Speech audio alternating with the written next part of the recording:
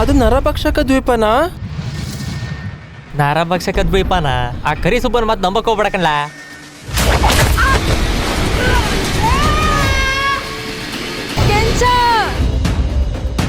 ನರಭಕ್ಷಕ ದ್ವೀಪದಲ್ಲಿ ಏನಿದೆ?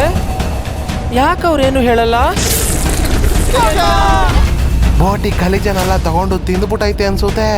ಅಣ್ಣ, ಈ ಹೂವು ನಮ್ಮನ್ನ ತಿನ್ಬಿಡ್ತದ. ಬೀರಪ್ಪ, ಊರ್ ಮೇಲೆ ಹಾವುಗಳು ದಾಳಿ ಮಾಡವೆ. ಎಲ್ಲಿ ನೋಡಿದ್ರು ಬರೀ ಹಾವುಗಳೇ ಕಾಣ್ತವೆ. ನಾವೇನಾದ್ರು ಮಾಡ್ಬೇಕು ಬಾರ್ಲಾ? ಆದ್ರೆ ಇದನ್ ಮೊದ್ಲು ಹೇಳಮ್ಮಿ, ನೀನು ಆ ದ್ವೀಪಕ್ಕೆ ಏನಕ್ಕೆ ಹೋಗ್ಬೇಕು? ಅವ್ರ ತಲೆ ಮನುಷ್ಯರದು ಮತ್ತೆ ದೇಹ ಹಾವಿಂದಾಗಿರ್ತಿತ್ತು. ಅವರು ಅಮರವಾಗಿರೋ ಅಂತ ಜಾಗದಲ್ಲಿ ಇರ್ತಿದ್ರು.